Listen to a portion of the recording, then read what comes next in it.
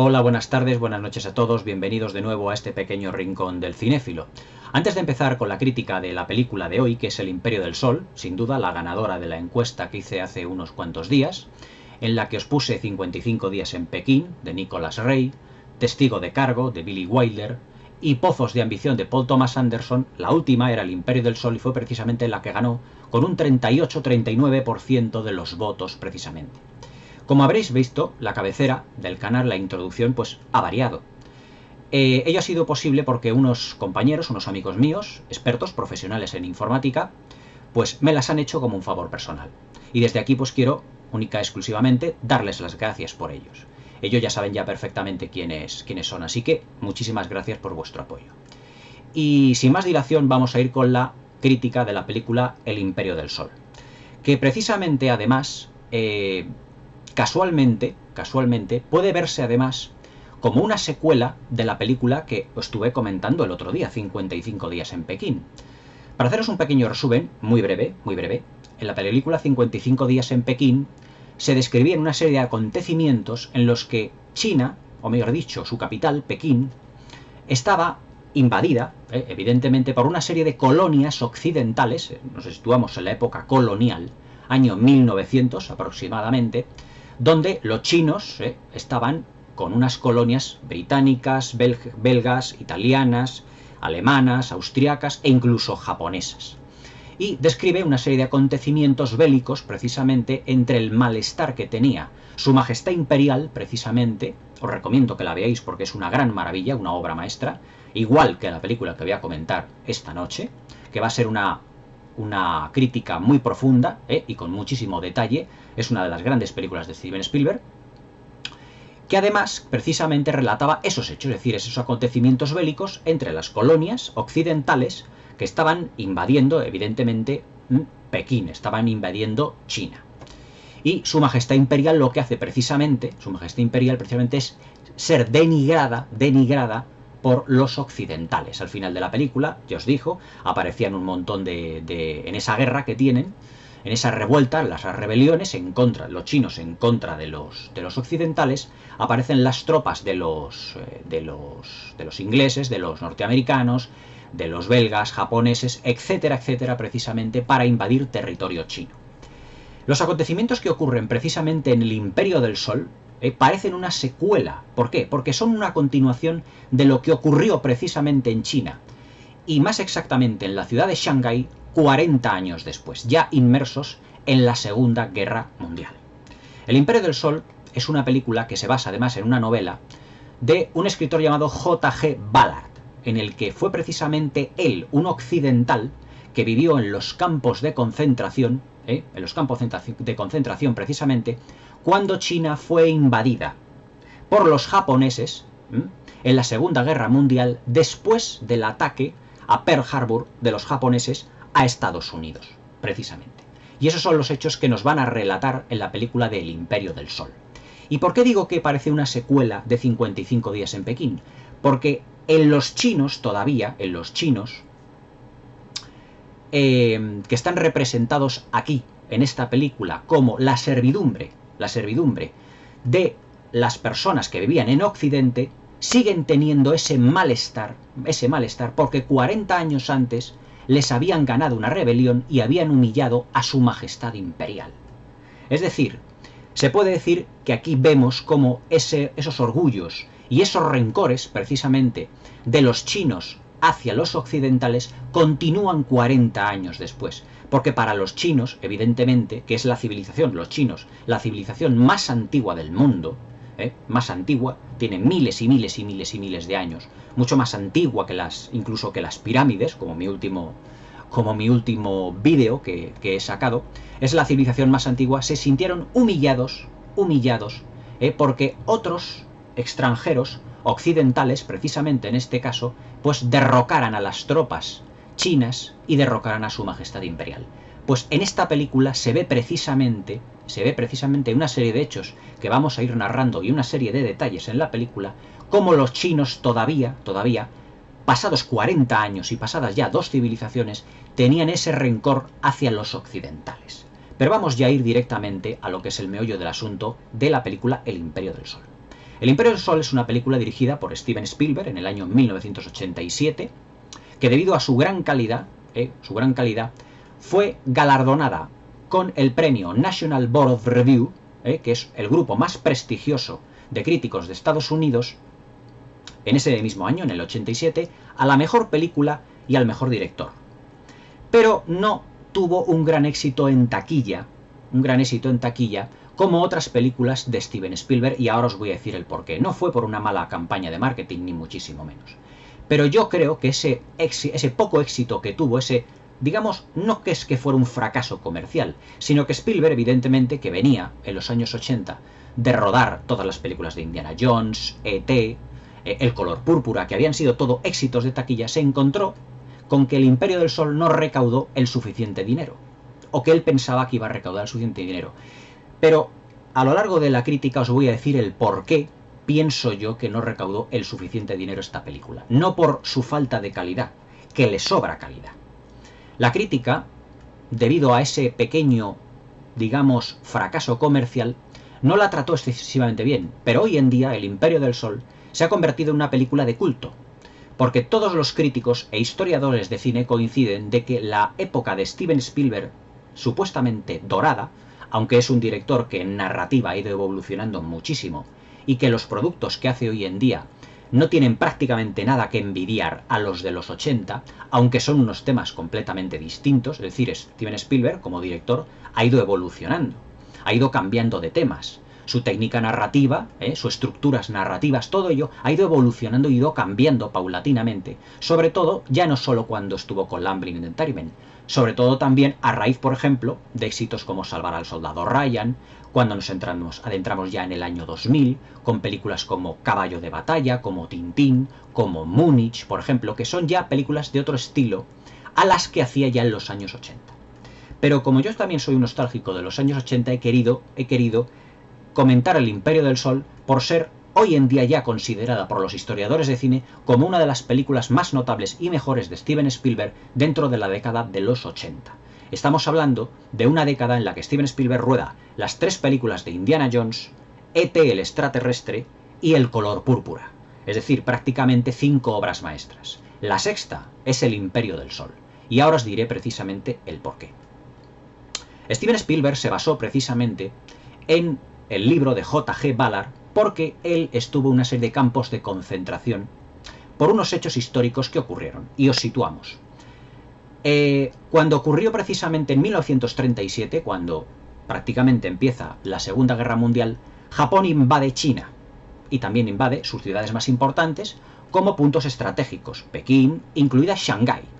Shanghái hasta entonces precisamente había sido una de las ciudades, debido a las colonias occidentales, pues digamos como el Nueva York de China, es decir, una ciudad muy moderna en la que estaba lleno de hoteles, de cines, de restaurantes, de todo. Es decir, era una ciudad, como os diría yo, como con poca presencia de la cultura china y excesiva presencia de la cultura occidental. De ahí el enfado de los chinos. ¿Por qué? Porque habían perdido la revuelta de los hechos narrados en 55 días en Pekín. Y al perder la revuelta, pues digamos que China, Pekín y todas sus ciudades, la ciudad de China, habían sido occidentalizadas hasta cierto punto.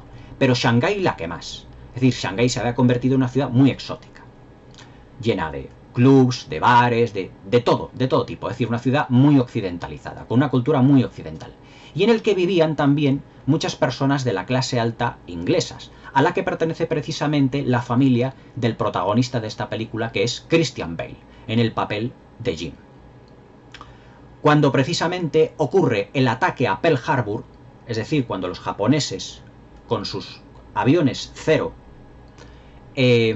aquellos 500 aviones cero, atacan la base hawaiana de Pearl Harbor en Estados Unidos, destruyendo prácticamente arsenales enteros, 5.000 víctimas, tropas, ¿cómo os diría yo? Flotas de aviones, bombarderos, tanques, portaaviones, buques de guerra. Cuando ocurre todo esto, lo que hacen los japoneses es invadir Shanghái. Entonces, claro, todos los occidentales lo que quieren es salirse precisamente de Shanghái. e intentar volver a una zona neutral, irse a una zona neutral o intentar volver a sus países de origen, Inglaterra, Bélgica, etcétera. En este caso Alemania ya no, porque los alemanes ya habían estado fuera. O sea, Alemania ya se había ido de allí. Porque claro, Alemania eran los principales los que habían provocado la guerra. Pero los ingleses, precisamente con su conservadurismo, todavía seguían estando allí. Y la servidumbre que tenían los ingleses, precisamente en esta película, la servidumbre que tenían los ingleses eran chinos. Pero era una servidumbre en la que los chinos no disfrutaban para nada de ser, digamos, servidumbre, trabajar precisamente para los ingleses. Hay una escena muy reveladora en la película en la que del colegio, cuando está Christian Bale, Jim, está cantando al principio de la película en el coro, atención a la canción que canta, porque va a tener una importancia capital en la película, atención a esa canción.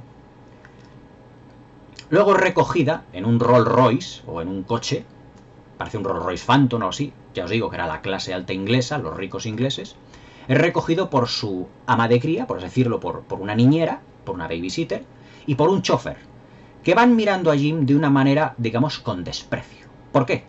Precisamente porque los chinos tenían todavía ese rencor hacia los ingleses por haberles destruido, o mejor dicho, por haber derrotado a su majestad imperial 40 años antes. Ya os digo que los rencores continuaban.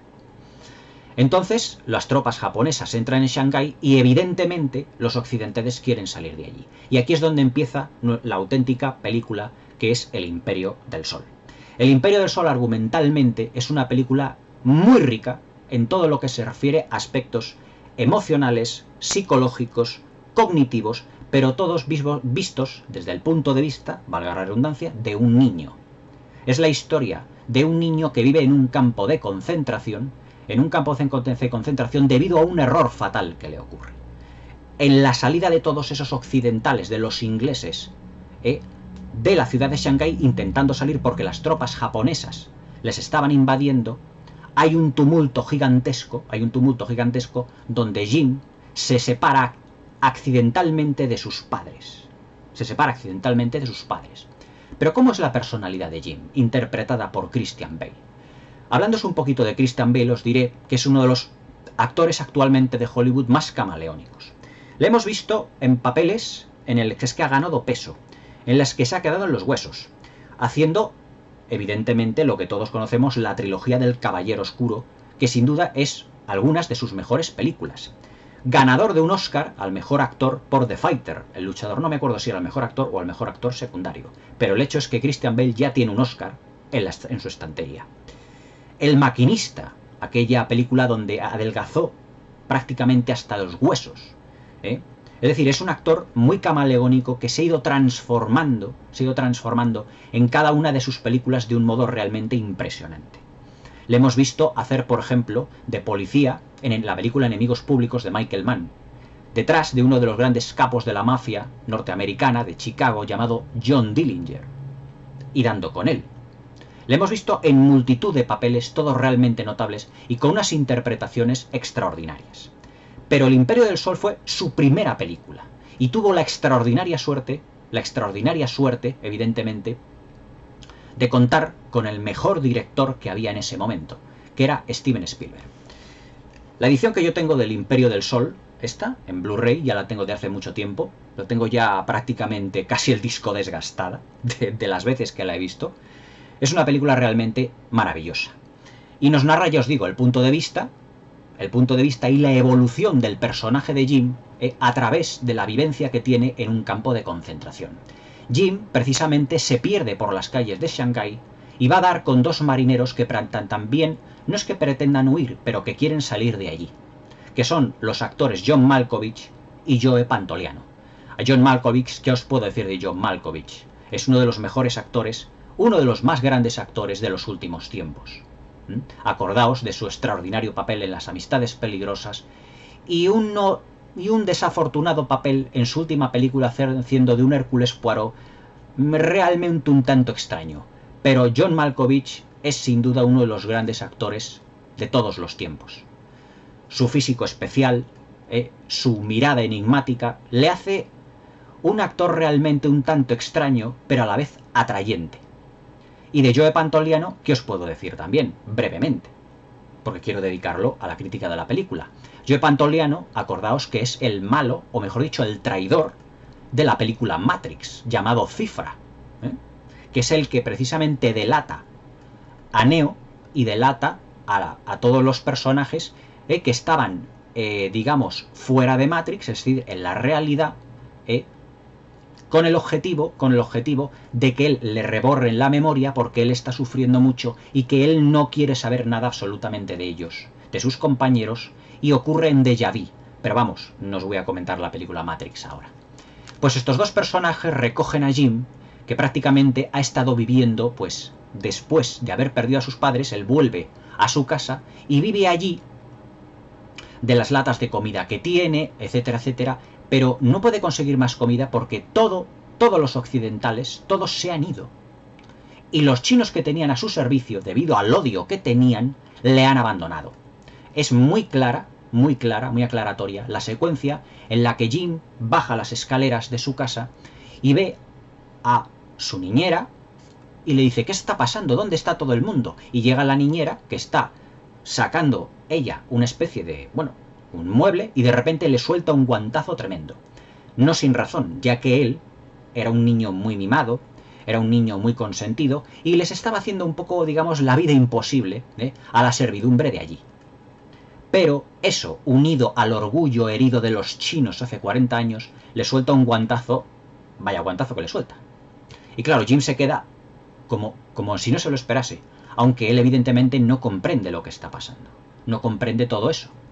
Aunque él sabe perfectamente a través de sus padres de que las tropas de Hitler en la Segunda Guerra Mundial están avanzando, están invadiendo sitios, lugares estratégicos, y que Shanghái puede ser precisamente uno de ellos. Una de las aficiones que tiene Jim precisamente es la aviación y todo lo relacionado con lo militar. Es decir, las canciones, los símbolos militares, la aviación, los juguetitos que tiene, las maquetitas pequeñitas que tiene, de un Boeing B-29, que es un avión de carga, precisamente fue un avión de carga en la Segunda Guerra Mundial, de un Mustang B-51, que es su avión favorito, que tiene lugar una de las escenas más maravillosas de toda la película, y él sueña, evidentemente, de que puede llegar a ser un gran militar. Pero claro, eso es algo que es una utopía cuando un niño no entiende lo que es un conflicto bélico y todas las consecuencias políticas, sociales, económicas, todo ello que ello abarca. Porque Jim tiene, en la película, pues aproximadamente es un niño.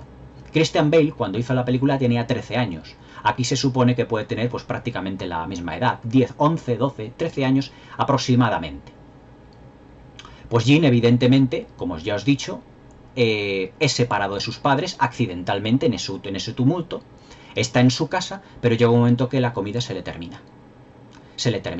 Y entonces lo que él se dedica a recorrer las calles de Shanghái, que están invadidas precisamente por los militares, y hay una de las secuencias, una de las primeras y mejores secuencias de la película, en la que, representando la inocencia que él tiene un niño, ante los japoneses, ante un desfile de unas tropas japoneses, dice, me rindo, soy ciudadano británico, me rindo. Claro que los japoneses, al ver que un niño trajeado del occidental y de la clase alta, no le dan ninguna importancia, porque en realidad es un niño y no representa ningún peligro, y le dan de lado, le empujan, pasan de él.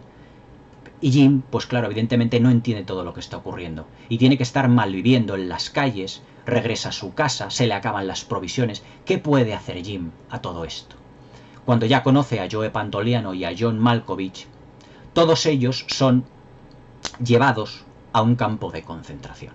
Y es aquí donde empieza la verdadera odisea física y psicológica de Jim. Porque en los campos de concentración, había dos clases de campos de concentración en aquella época, que eran la de los chinos, es decir, Japón utilizaba a los chinos como mano de obra esclava. Es más, hay una secuencia donde precisamente los japoneses tienen controlados a una serie de chinos trabajando todos en una cantera.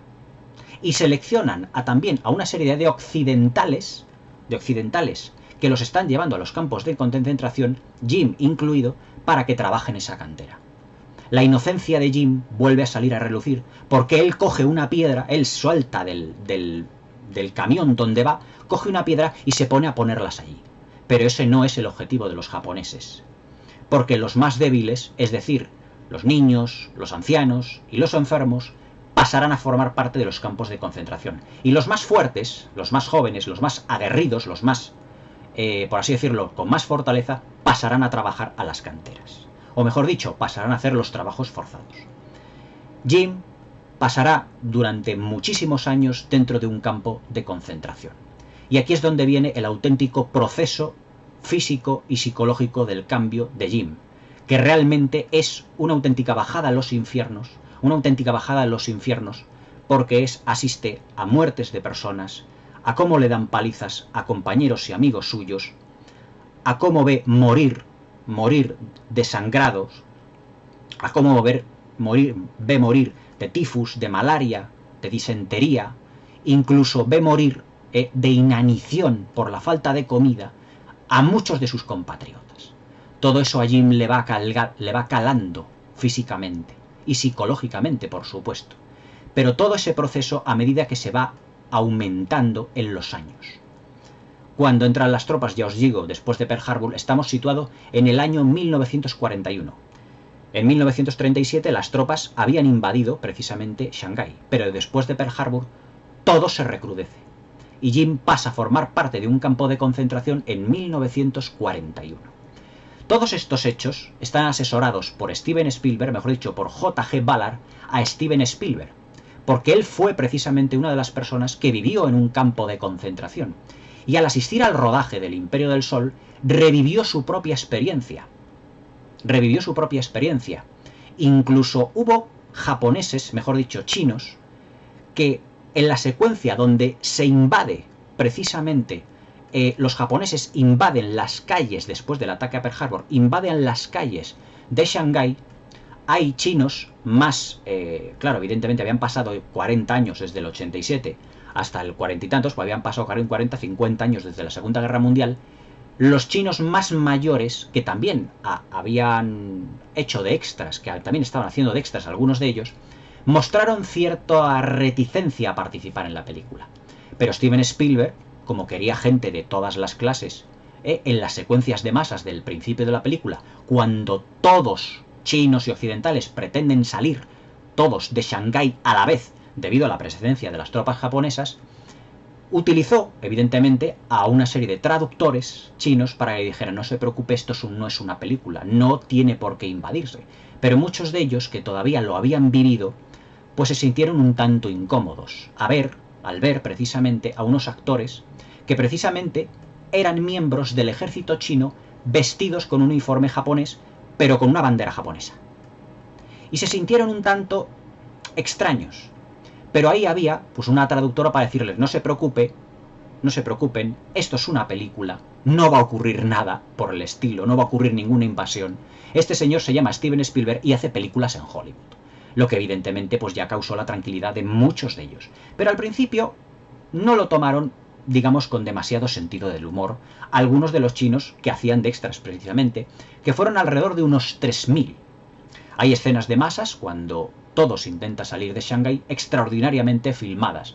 La verdad es que hay que tener un maquinista de grúa realmente magnífico para, digamos, plasmar con tanta precisión que la ciudad de Shanghái, al tener el rodaje en 1987, tuviese que trasladarse en el pasado 40 años antes. Es decir, Steven Spielberg lo que hizo con las calles de Shanghái al filmarlas, porque las filmó allí, no eran decorados. Los decorados eran los campos de concentración de la segunda parte de la película. Pero al principio de la película, todo lo que vemos de las calles de Shanghái es el mismo Shanghái. Y entonces tuvieron, el equipo de diseño de producción, transformar un poco las calles de Shanghái del año 87 a las calles de Shanghái del año 1941. Hicieron retroceder Shanghái 40 años prácticamente, 40 y tantos años. Además se pueden ver letreros, por ejemplo, de la importancia que había tenido la ciudad de Shanghái. Hay un letrero grande en el que Jim, en una de las veces que está perdido por la ciudad, se para con su bicicleta ante un letrero de la película Lo que el viento se llevó. Es decir, Lo que el viento se llevó también había sido estrenada en Shanghái, como en una ciudad occidental, como lo que era Shanghái en ese momento. Pero claro, cuando Jim llega ya al campo de concentración, él se hace amigo de un médico, precisamente un hombre que es médico, y el médico le va aconsejando de que intente evadirse todo lo que pueda de todo el horror que se está viviendo. Porque el médico llega a un momento que no es que se quede sin medicinas o se quede...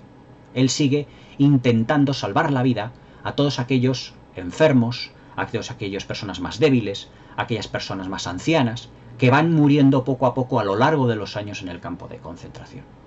Todo eso a Jim le va calando. Pero Jim intenta evadirse, porque lo que está sufriendo es realmente increíble. Pero él, si os dais cuenta, en la película no para de moverse, de correr de un lado a otro y de tener la mente ocupada para no pensar. Una de las enfermeras, precisamente, en una conversación que tiene con el médico, amigo de Jim, le dice: no para de moverse el chico, pobrecito. Y dice el médico: es que es lógico, además me estoy ocupando yo de su educación. Y una de las veces, además, el médico, además de atender a los enfermos, le da clases de latín, de matemáticas, etcétera, etcétera, a Jim, para mantener su mente completamente evadida ante tal horror que hay allí. Ante tal horror que hay allí. Cómo la gente va muriendo, cómo las personas más mayores, debido a la escasez de comida, van falleciendo.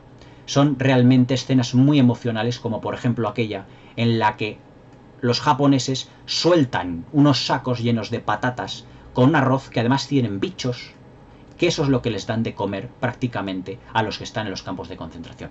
Imaginaos estar, evidentemente, durante más de 40 años, mejor 40 años, estar durante varios años solo alimentándose de una patata, de arroz y un poco de agua, incluso de insectos. Pero como dice el médico, dice: Jim, no te preocupes, porque aunque sean pequeños insectos, también tienen sus proteínas. Es decir, siempre le intenta ver el lado bueno, le intenta hacer que no piense, le intenta hacer que se evada, porque es un niño y está cargado de inocencia. Pero todos los hechos que van aconteciendo y que van a acontecer, que os voy a describir, le van a convertir en una persona completamente distinta. El instinto de Jim, que tiene además, por lo militar también, resplandece en la película. Porque hay secuencias muy reveladoras, donde Jim incluso ya no es que sienta respeto por las tropas norteamericanas, inglesas, por las tropas mismamente que están librando la batalla, que a lo lejos del campo de concentración ve él por las noches los bombardeos, sino también hasta cierto punto en las tropas japonesas. Hay una secuencia extraordinaria, y desde el punto de vista técnico y desde el punto de vista argumental y emocional, una de las mejores filmadas nunca por Steven Spielberg. Y es que Jim está delante de una alambrada que le separa precisamente de lo que es un hangar de los japoneses donde tienen sus aviones.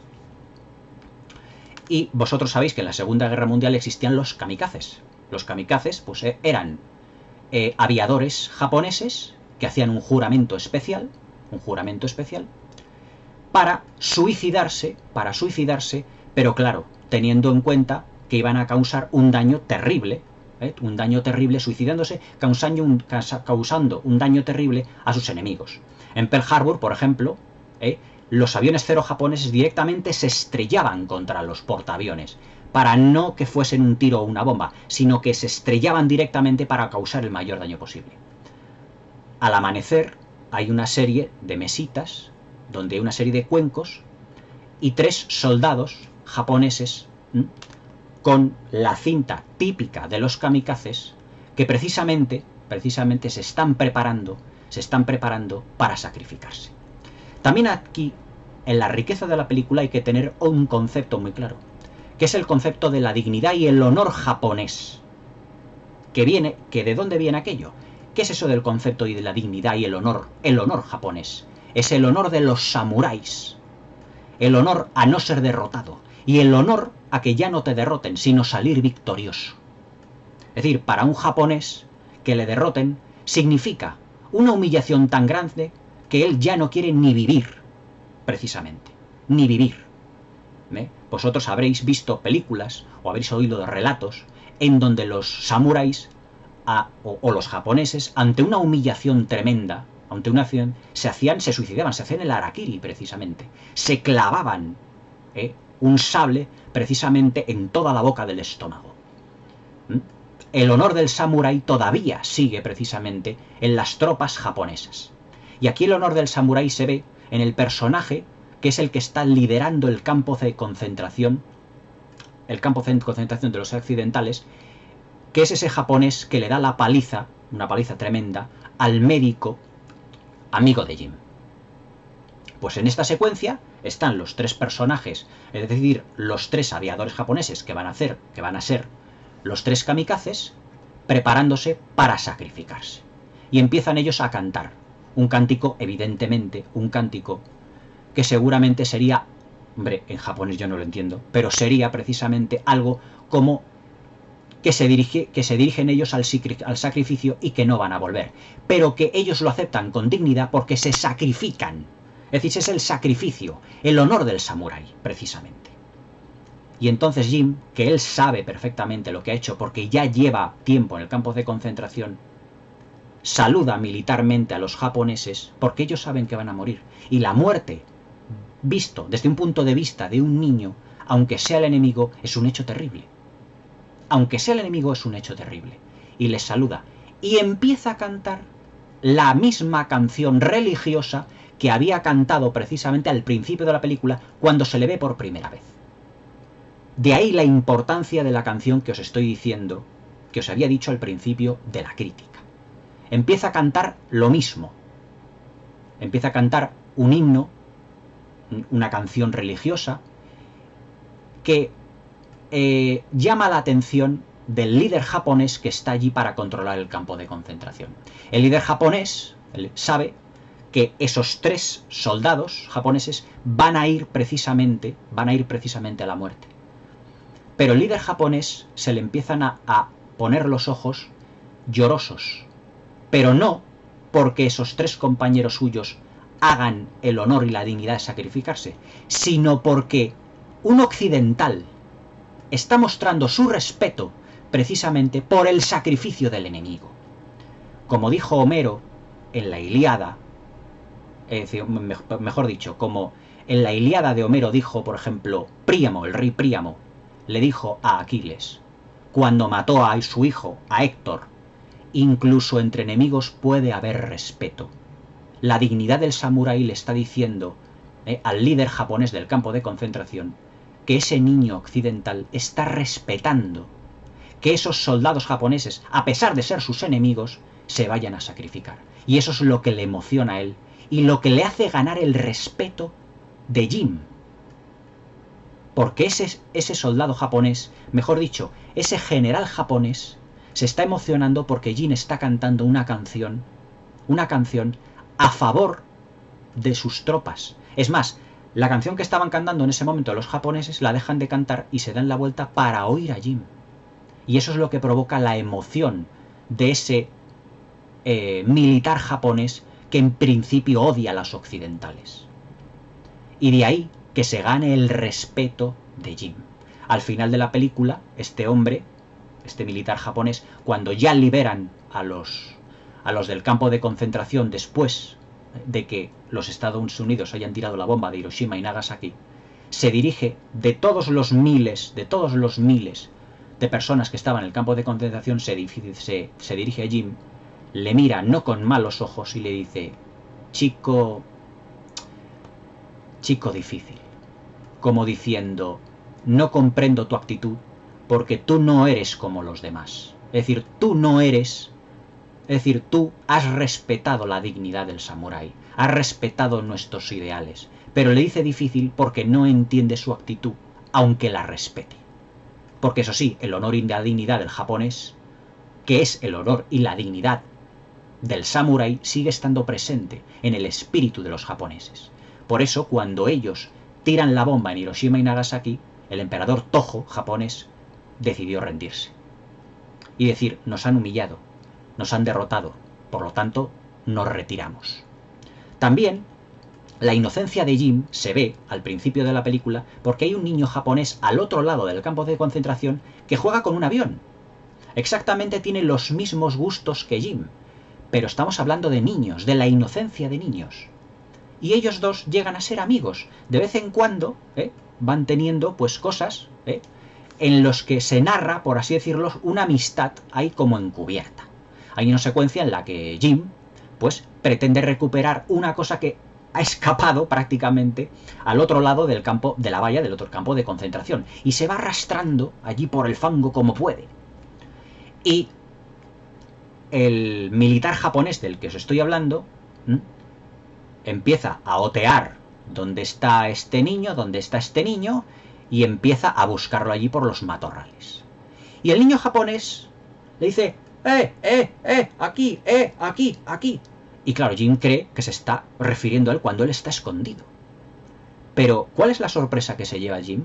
Cuando lo que el niño japonés está refiriendo es que el avioncito con el que el niño japonés estaba jugando había pasado la alambrada, precisamente, o se había quedado, si mal no recuerdo, había pasado la alambrada hacia el campo de concentración de los occidentales.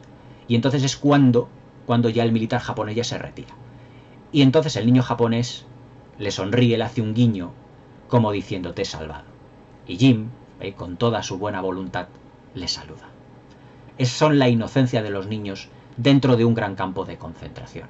Otra de las grandes secuencias que tiene esta película es precisamente cuando el militar japonés líder del campo de concentración llega precisamente al edificio donde tiene el médico a los enfermos, después de que un Boeing B-29, un avión de carga, se haya estrellado directamente al lado del campo de concentración de los occidentales y al lado de un aeródromo japonés, y evidentemente hay víctimas, pero a lo mejor hay algún superviviente, y lo que quiere es llevar más gente allí. Pero entonces este militar japonés se enfrenta con el médico cara a cara y le da una paliza con una vara, con un bo, es un aparato, un palo como el que llevaba Donatello de las Tortugas Ninja, le da con un bo en el estómago, en la cara, le da una paliza tremenda. Pero viene Jim corriendo, se humilla ante él y le pronuncia una serie de palabras en japonés, como diciendo, perdónale. Pero Jim es tan sumamente inteligente y entiende a los japoneses en ese sentido, pues de ahí el respeto que les tiene también en parte, entiende a los japoneses y les está diciendo realmente que no trates a un ser que está indefenso. Tú ya le has derrotado, él ya se ha humillado, ya se ha caído, e incluso yo me arrodillo ante ti, me arrodillo ante tu superioridad. Eso, para la dignidad y para el honor del samurái, quiere decir que si un enemigo se rinde, tú no lo puedes matar. Es decir, un samurái mata precisamente cuando su enemigo no le da ningún cuartel para que le salve la vida. Pero si el enemigo se rinde y se humilla y se arrodilla ante él, no lo mata. No le hace daño. Y eso es precisamente lo que el militar japonés hace. Es decir, lo que Jim hace. Humillarse ante él, se humilla, se arrodilla, se encoge y le dice unas palabras en japonés como diciendo, déjale, nos humillamos ante ti. Pero por favor no le sigas pegando. Es decir, le ha salvado la vida a su amigo el médico. Fijaos cómo va cambiando la psicología de Jim a lo largo de toda la película. Va aprendiendo de cultura. Va empezando a ser una persona muy astuta. Va intentando olvidar todos los hechos acontecidos realmente terribles. Y va no banalizándolos, pero trata de no pensar todo lo que hay entre ellos. También el personaje de John Malkovich, al principio de la película, intenta vender a Jim. Pero claro, él es un niño, no puede. Pero sin embargo, le toma como si fuera como una especie como de relación paterno-filial. John Malkovich y Joe Pantoliano son dos marineros que también acaban en el campo de concentración y digamos que dentro de su grupo de personajes forman como una especie de club. Un club al que Jim precisamente quiere también acceder. Para estar con gente un poquito más mayor, irse codeando, porque los años van pasando y Jim deja de ser un niño y se va transformando en un adolescente. Y le vemos en una de las secuencias precisamente con unas gafas, incluso fumando un cigarro. A Jim precisamente. Eso nos da una idea evidentemente de cómo precisamente Jim va evolucionando como persona. Es decir, su mentalidad va cambiando. Y ya volviendo por último a la secuencia de lo que os he dicho de los samuráis, que se me ha olvidado, la he dejado un poquito atrás. Técnicamente es una secuencia que está planificada exquisita, porque es una secuencia a 3 bandas. Primeramente, y toda la cara que hay, primeramente tenemos a Jim cantando, en un plano. En otro plano los soldados japoneses, kamikazes, y en otro plano el militar japonés, dueño o, por así decirlo, vigilante del campo de concentración. Y aquí se mezclan la religión de Jim, por sus cánticos, el sacrificio del samurái, el respeto y el honor de los japoneses, el respeto y honor de Jim por el enemigo. Emocionalmente es tremenda y psicológicamente es un mazazo, evidentemente tanto para Jim como para el militar japonés, porque Jim ve que esas 3 personas ya no van a volver. Son 3 personas para él, no son enemigos, son 3 personas. Y el militar japonés, ¿por qué llora? Porque él sabe que no volverán, pero llora y se le caen las lágrimas porque Jim, ese niño occidental que cree un enemigo, le respeta. En el fondo le respeta. Y puede que incluso hasta cierto punto le aprecie. Es realmente impactante. Otra de las maravillosas secuencias que tiene el Imperio del Sol, por ejemplo, es cuando una de las veces Jim, antes de entrar prácticamente en el campo de concentración, que están en una nave, ve uno de los aviones cero japoneses y como su pasión, una de sus pasiones es la aviación, de repente se acerca al avión y fijaos cómo se comporta Jim. Se acerca al avión y empieza con una mano a tocarle suavemente, como diciendo, este es el sueño de mi vida. Un avión, porque él está jugando con aviones a escala. Un avión. ¡Qué maravilla! Y se queda completamente nubilado, como si en ese momento nada existiera a su alrededor. Nada existiera a su alrededor. Y vienen unos soldados japoneses a ver qué es lo que pasa, que ahí hay un occidental que puede sabotear a lo mejor un avión. Pero se dan cuenta de que es un niño. Y Jim, muy inteligentemente, se da la vuelta y les hace el gesto militar. Y ellos, repito, por dignidad y por el honor del samurái, porque la conciencia de los japoneses del samurái todavía la tienen, ya no en la Segunda Guerra Mundial, sino que todavía en muchos extractos de la sociedad japonesa, el recuerdo del samurái y de su digamos, de su nostalgia todavía perdida, acordaos de la película El último samurái, hacen lo mismo, en señal de respeto, porque Jim, al tocar el avión cero japonés y señalarles, eso es una señal de respeto al enemigo. Y los japoneses saben respetar al enemigo, y los 3 también le saludan. En una secuencia maravillosa que está iluminada como si fuera prácticamente un cuento de hadas. Porque Jim está tocando el avión, pero también alrededor no vemos, con detallismo el avión, no vemos las caras prácticamente de los japoneses, y no vemos casi a Jim, solo vemos su expresión, porque muy inteligentemente Spielberg hace un primer plano de la cara de Jim, y él está asombrado porque está tocando un avión, el sueño de su vida. Pero para iluminar la secuencia Spielberg utiliza, ¿cómo os diría yo? Sopletes, sopletes que ahí están, pues como estuviesen, ¿cómo os diría yo? Lanzando multitud de chispas como si estuviesen haciendo reparaciones en los aviones. Y entonces la iluminación es como una especie como de fuegos artificiales, que en realidad no lo son. Pero Steven Spielberg, como director, lo que quiere es que esa escena sea como mágica. Y mete esa iluminación tan especial, para que parezca no un cuento de hadas en sí, sino que parezca una secuencia aislada dentro de la película en el que nos muestre los respetos entre ambos bandos. Vuelvo a decir, como Príamo le dijo a Aquiles, es que hasta los enemigos pueden mostrar respeto. Pero la escena cumbre de la película, antes ya casi del final, de todo este gran periplo que Jim tiene, en el que ve morir a gente, en el que ve enfermar, en los que les ve, y que él trata de evadirse lo más posible haciendo recados por aquí, recados por allá, incluso fijaos, él coge un cuenco de comida y va retirando los bichos y los va contando y dice, pues hoy hay menos bichos, pero vaya hombre, hay menos bichos esta vez, por lo tanto menos proteínas, según el doctor, que es su amigo que le está dando clases. Fijaos la evasión que tiene psicológica Jim en ese momento. La interpretación de Christian Bale es portentosa, realmente portentosa. Pero la escena cumbre, como os digo, de la película es cuando ya los aviones norteamericanos, después de Pearl Harbor y todo eso, empiezan a sobrevolar los campos de concentración y empiezan a bombardear por completo las estancias de los hangares japoneses. Y uno de esos aviones es el Mustang B-51 que él tenía de juguetito.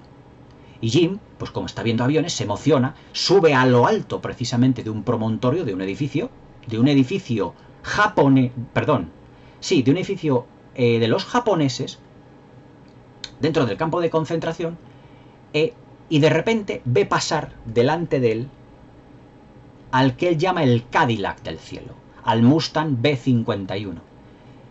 Y él se emociona, pero es que su emoción llega a tal límite. ¿Por qué?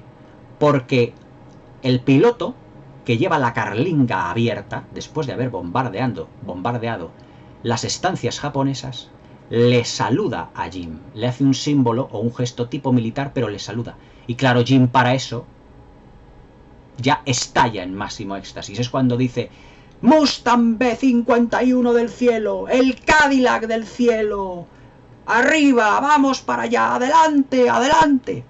De repente, el médico que está ahí dice: Jim, por favor, que están bombardeándolo todo, baja de ahí, que te puede... una onda expansiva, lo que fuera. Y de repente sube corriendo y le coge, dice: Jim, por favor, baja, dice: el Mustang del cielo, el sueño de mi vida, el B-51. O sea, pierde por completo como el control de sí mismo, como si hubiera visto como si hoy en día, pues una chica, una quinceañera, viese a su estrella de rock, por ejemplo. Estalla en vítores. Y le dice: por favor, Jim, contrólate. Están bombardeando, pueden hacerte daño. De acuerdo que son los nuestros, pero ten cuidado. Y trata de no pensar tanto en todo esto. Contrólate, contrólate. Trata de no pensar, contrólate. Y Jim se le queda mirando así con cara y dice: llevo muchos años en los que realmente ya no me acuerdo ni de la cara de mis padres. Solo recuerdo que mi madre era morena y que se peinaba con un peine su pelo, su melena negra, con el pelo, con los rizos que tenía. Pero no soy capaz de recordar ni las caras de mis padres. No puedo pensar nada. No puedo pensar absolutamente nada. Claro, el médico evidentemente se conmueve. Yo también. Al recordar esa secuencia, yo me conmuevo. Porque es un niño de apenas 15 ya, 16 años, ya casi un adolescente. La guerra está a punto de terminar porque ya Pearl Harbor, ya las tropas inglesas ya van a entrar en el campo de concentración y ya van a liberar a los occidentales. Pero han pasado años y Jim no se acuerda ni del rostro de su madre. Una escena realmente conmovedora, en la que Steven Spielberg le filma en un primer plano magnífico. Fijaos la interpretación de Christian Bale en ese momento. Christian Bale siempre ha dicho que el mejor director con el que ha trabajado con diferencia es Steven Spielberg. Christian Bale ha dicho que Spielberg fue su auténtico mentor y que sacó de a él toda la madera interpretativa que llevaba. Y Christian Bale es hoy el gran actor que es por Steven Spielberg. Esa secuencia precisamente donde Jim se emociona, pero sin casi poder pronunciar palabra, es una obra maestra de la filmación y del primer plano. Porque en una sola toma, Jim saca a relucir todos sus sentimientos, diciendo: es que no me acuerdo ni del rostro de mi madre. No sé ya ni cómo eran. Solo me acuerdo que se sentaba en un tocador y que con un peine se peinaba su melena, sus rizos, su pelo negro. A todo esto el médico evidentemente baja el tono y se lo lleva. Pero Jim ha tenido la gran emoción de su vida, que es ver ese avión Mustang B-51, que es como, digamos, como su ídolo. Realmente fantástico. Es como su ídolo. Él se ocupa también de una mujer que es Miranda, interpretada por la actriz Miranda Richardson, Miranda Richardson, que es una mujer de la alta sociedad que al principio cree precisamente que todo eso, lo de los campos de concentración es como una broma, y que ella exige con su personalidad, que exige que se la lleven de allí, que la den de comer, y su marido le va bajando los humos. Esa mujer llega a perder completamente la razón al final de la película. Y Jim, precisamente en su gran corazón, se ocupa de ella. No me acuerdo ahora cuál es el nombre del personaje de Miranda Richardson, pero la lleva de la mano de un sitio a otro. Cuando las personas son liberadas del campo de concentración, empiezan a vagar precisamente por los campos de Shanghái, mejor dicho, de Shanghái, de allí de China, de los arrozales. No tienen comida, no tienen nada, y van muriendo constantemente de inanición. Pero Jim se va ocupando precisamente de esa mujer, que tenía un marido que de repente desapareció. Seguramente moriría en algún bombardeo o cualquier cosa. Y ella pierde completamente la razón. Por completo. La pierde por completo.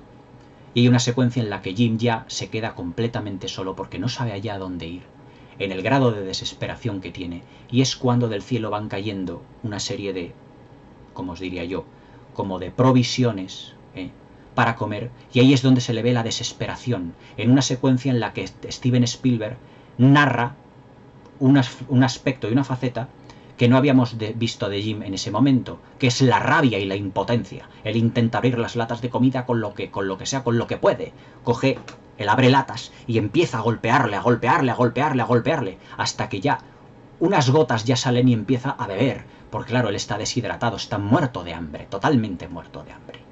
Totalmente muerto de hambre. O sea, fijaos todas las secuencias que os voy narrando, argumentalmente, en la carga emocional y psicológica que tiene el guión dirigido por Tom Stoppard, pero basado en el libro de J.G. Ballard. J.G. Ballard, ya os digo, que fue a Steven Spielberg diciéndole más o menos cómo podría haber filmado, cómo filmar todo ese sufrimiento en los campos de concentración. Y J.G. Ballard, en conversaciones con Spielberg, le dice que se vio reflejado precisamente en el personaje de Jim, porque él también fue un niño cuando vivió en los campos de concentración. Y entonces es cuando ya llega la redención total. Y es que las tropas norteamericanas llegan al campo de concentración al que Jim vuelve, porque Jim anda perdido por allí, pero dice, ¿qué es lo que voy a hacer? Vuelve ya con fuerzas renovadas después de haberse alimentado con esas cargas de allí, precisamente llenas de comida y de alimento, y de repente hay un plano de soldados norteamericanos que vienen precisamente allí, o ingleses no, son norteamericanos, porque por la gorra y por el puro se le nota que es el típico general que parece precisamente a Carl Malden en Patton, en la película Patton. Y claro, cogen a Jim y se lo llevan de allí. Pero antes de todo esto, Jim vuelve a recibir otro de los grandes palos de su vida, que es que asiste al fallecimiento, precisamente al fallecimiento del personaje de Miranda Richardson, completamente muerta de inanición, en una especie de lugar donde están todos los muebles de los occidentales. Además es que Steven Spielberg filma ese plano, un plano general, donde se ven todos los muebles de la gente, de los occidentales, de las casas de los occidentales, que han sido sacados por los japoneses porque las han invadido. Es más, cuando Jim al principio de la película vuelve a su casa, hay un letrero en japonés, pero abajo, puesto en inglés, que dice propiedad del imperio japonés. Es decir, esa casa ya no es suya. Es como los ocupas hoy en día. Pone, esa casa ya no es suya. Y entonces ve gente en el interior y cree que es su madre.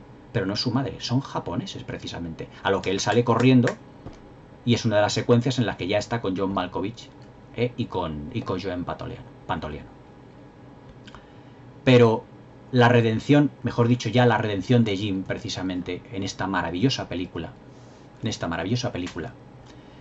es cuando precisamente le llevan a un sitio que está lleno de niños. Y aparecen una serie de padres que buscan a sus hijos. Y entre ellos están los padres de Jim. Y el padre de Jim y la madre empiezan a dar vueltas por allí. Y Jim, que había dicho en unas secuencias anteriores que no se acordaba ya ni del rostro de sus padres, su madre pasa por delante de él y no le reconoce. Su padre pasa por detrás de él y no le reconoce. Es decir, padre, madre y el hijo ni se reconocen mutuamente. ¿Cómo ha cambiado Jim para que no le reconozcan? Pero llega un momento que la madre le ve el perfil. Él ha crecido. Seguramente le pondrían alzas ahí a Jim, porque claro, no, de repente de 13 años no puede pegar un estirón, evidentemente, pero se supone que han pasado años y que Jim, al principio de la película era un niño, se ha convertido ya en un adolescente. Y dice, Jim, hijo mío. Y claro, Jim se queda mirando a la madre en un plano, otro de los planos maravillosos de esta película, cómo filma los primeros planos Steven Spielberg. Los primeros planos de Steven Spielberg tienen la fuerza de los grandes del cine, de Howard Hawks, de Alfred Hitchcock, de John Ford. De ahí que se le considera el mejor director vivo actualmente. Pero el niño no reconoce a su madre. Entonces, Jim lo que hace es quitar a esa supuesta señora, que es su madre, el sombrero. Porque le había dicho al médico que solo recordaba la melena negra de rizos de su madre. Y Jim toca el rizo, lo palpa. Y entonces es cuando él se abraza a su madre. Y le dice, todo ha terminado, Jim. Y Jim cierra los ojos, como diciendo, la pesadilla ha terminado. Pero le ha quedado el pozo de la amargura psicológica, del respeto hacia el enemigo, de ver morir a la gente de enfermedades, de inanición, de la disentería, de cólera, de toda clase de enfermedades durante años. Jim ya no es la misma persona. Es una auténtica bajada a los infiernos. Pero antes de todo eso, Jim siempre había tenido una pequeña maletita donde guardaba fotos de aviones, recuerdos y de su avioncito con el que jugaba en el campo de concentración. El plano final, es decir, la maleta la pierde cuando ya son sacados del campo de concentración, y la maleta precisamente aparece como plano final en el océano flotando, como si fuera un recuerdo de todo aquello. La verdad es que el Imperio del Sol, emocionalmente y psicológicamente, ya no es solo una bajada a los infiernos y la pérdida de la inocencia de un niño. Es realmente todo un proceso y estudio psicológico de cómo un niño inocente puede convertirse en una persona que puede evadir constantemente el peligro a base de ayuda de un médico y también de su fuerza de voluntad. De la gran fuerza de voluntad que ese niño aparentemente mal criado y mimado era, pero tenía en su interior una fuerza de voluntad realmente increíble. Esto también nos hace muchas veces recapacitar de que en determinadas situaciones nosotros no sabemos cómo vamos a reaccionar hasta que estamos en esta situación. Y Steven Spielberg es lo que precisamente hace.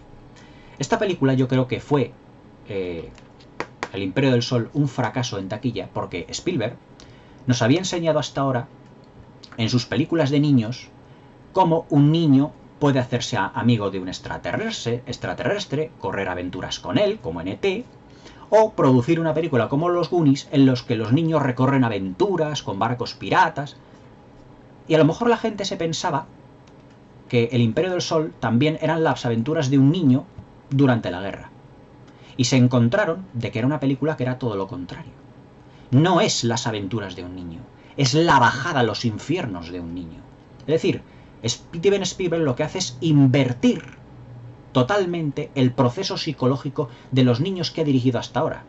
Si Henry Thomas en E.T., o Drew Barrymore, o incluso los niños de los Goonies, no dirigida sino producida por él, eran niños que vivían aventuras, aquí el niño no vive una aventura, vive un infierno. Y yo creo que por eso pilló descolocada a la gente. Pero vista hoy en día la película, la complejidad en la argumentación, el contacto emocional y sobre todo, la capacidad que tienen, o que he tenido yo al menos al ver este film, la capacidad que tiene esta película para contactar con, para identificarte con Jim es realmente asombrosa e increíble. Una película, para que os deis cuenta, y yo creo que muchos críticos, porque he leído muchas críticas, en las que yo no puedo entenderlo, una película para que tenga éxito y conecte con el público tiene que sentirse identificado con los protagonistas de la misma, digamos hasta cierto punto. En este caso con un niño, con una inocencia de un niño. Como dijo Billy Wilder, uno de los mejores directores del cine, tienes que atrapar al público desde el primer momento. Y evidentemente, al principio de la película, es un niño común y corriente, Jim. Y los niños pueden perfectamente identificarse con él. Y los mayores se quedan con el trasfondo bélico de la película. Sin embargo, ¿qué es lo que ocurre? Que a medida que la película va avanzando, esa película no va siendo para niños. Porque todo lo que le va ocurriendo a Jim no es, digamos, los acontecimientos que va sufriendo no son para niños, ni muchísimo menos. Técnicamente la película es una absoluta maravilla. En la película se utilizaron, en lo que es la invasión de Shanghái, más de 3000 extras. Todos ellos, precisamente, miembros, o sea, ciudadanos de Shanghái. Incluso se emplearon para las tropas, como os he dicho, de la invasión de los japoneses. Eran tropas chinas disfrazados de japoneses con una bandera japonesa. Con un diseño de producción en el que ya os digo que Shanghái tuvo que ser transformada en el Shanghái de los años 40. Poniendo un letrero del emperador Toho, derribando edificios que habían sido de los occidentales, invadiendo las casas de los occidentales, etcétera, etcétera. La fotografía es tan colorista como lo pudiera ser, y tiene una textura como lo eran las películas de los 80. Que te da una sensación como de tridimensionalidad y de profundidad magnífica. Y ese es otro de los puntos fuertes que Steven Spielberg hereda de John Ford, la profundidad de campo. En todo momento estamos viendo con una gran definición, en todos los planos generales que hace Steven Spielberg, la profundidad del campo de concentración, la magnitud de los decorados, es decir, todo lo que significa una superproducción. El sonido es realmente espectacular. Sobre todo, por ejemplo, cuando Jim es testigo de cómo se estrella ese B-29, que es un avión cuatrimotor, en el que dos de los motores, precisamente, de ese avión han sido incendiados, han sido tocados por el enemigo, y el avión empieza a descender completamente y termina estrellándose. Es lo que suele suceder cuando, evidentemente es lo que suele suceder cuando dos motores sostienen un avión cuatrimotor. Es decir, caen picado por completo. Y yo no sé de aeronáutica, evidentemente, pero bueno, debido a mis estudios de ingeniería, más o menos, además que tengo un amigo que es aeronáutico, pues me lo dijo en cierto momento, dice, es que claro, hay ciertos aviones, por ejemplo, que debido a su peso, a la fuerza que ejercen, el despegue y todo eso, la utilización de los flaps y todo eso, pueden cometerse errores realmente terribles. Y un avión cuatrimotor, que se sostenga con dos motores, está destinado completamente, digamos, al desastre. Pero evidentemente este avión lo que hace no es, digamos, que le disparan y que cae en barrena, así, ¡zas!, o que explota en el aire. No, no, es que va descendiendo poco a poco. Y se ve en la película que el avión cuatrimotor va descendiendo hasta que cae en el suelo y explota. ¿Por qué? Porque los dos motores no son capaces de aguantar, digamos, un avión destinado a volar con 4. Por eso el avión va planeando hasta estrellarse, pero no cae en barrena, quiero decir. Eso es lo que quiero decir. Otro de los puntos fuertes, evidentemente, de la película es la banda sonora de John Williams. John Williams en esta película se luce como nadie en su banda sonora. John Williams realiza en esta película una banda sonora que es una de las más exquisitas de toda su digamos, filmografía, de todos sus trabajos con Steven Spielberg. Precisamente el tema Cadillac del cielo es el que suena prácticamente al final de la película, el aleluya, aleluya, aleluya, porque la guerra ha terminado. Y para concluir esta crítica os diré que también Jim asiste a uno de los acontecimientos más tristes de la historia moderna de la humanidad, que es el lanzamiento de las bombas atómicas de Hiroshima y Nagasaki, porque él, cuando fallece el personaje de Miranda Richardson, que la estaba cuidando, ve un resplandor en el cielo. De repente todo el cielo en mitad de la noche se vuelve blanco con tintes rojizos. Y él, todavía en su inocencia de niño, y como no ha vivido nada de eso, cree que es el alma de Miranda Richardson la que ha ido al cielo. Dice, pues yo pensaba que era el alma de esta señora la que se ha ido al cielo. Pero no era ello, no era eso. Era la bomba de Hiroshima y Nagasaki. Las que hace que ya evidentemente como os digo, la Segunda Guerra Mundial por parte de los japoneses completamente concluye. Completamente concluye. Aunque el puntazo también, otro puntazo que recibe Jim, porque realmente psicológicamente está muy maltratado, es cuando su amigo, el del campo de concentración, le ofrece un pomelo. Y entonces utiliza, como no sabe abrir el pomelo Jim, coge el chico con una espada que tiene de samurái, una especie de katana o de espada, va a cortar el pomelo, pero aparece John Malkovich, que había desaparecido cuando se había liberado del campo de concentración, y uno de los compañeros que va con él le pega un tiro al japonés. Y Jim se revuelve, le coge al personaje que ha matado a su amigo, le coge, le mete en el agua en un charco y le empieza a pegar de puñetazos una y otra vez, una y otra vez, una y otra vez, y le dice Jim, y dice John Malkovich, Jim, por favor, para. Dice, es que era mi amigo. Era mi amigo, era la persona con la que yo había tenido contacto. Dice, pero es que era japonés. Dice, pero fijaos el nivel psicológico y de madurez que Jim ya tiene, que supera al de John Malkovich, que es un personaje mucho más mayor que él. Le dice, Bailey, la guerra ya ha terminado. Esto se ha acabado. Él era un niño y era mi amigo. Y todo lo que me prometiste, todo lo que hablamos, ha quedado en nada. Ha quedado en absolutamente nada. Tú te has ido. Me has dejado aquí tirado en el campo de concentración. Te he estado buscando y no te he visto. Jim se da la vuelta y no quiere ya saber nada más de él, porque le ha traicionado. Y además, uno de la gentuza que iba con él ha pegado un tiro a su amigo, que él le daba igual que fuera japonés. Pero era su amigo. Porque él respetaba en el fondo, de nuevo volvemos al respeto por el enemigo. Volvemos otra vez a la Ilíada de Homero. Volvemos a decir, aunque seamos enemigos, podemos respetarnos el uno al otro. El Imperio del Sol es una obra maestra de Steven Spielberg de los años 80. Y una película que a cada visionado va ganando enteros y que según van pasando los años va consiguiendo mejores críticas y se va posicionando en las listas de las mejores películas de todos los tiempos.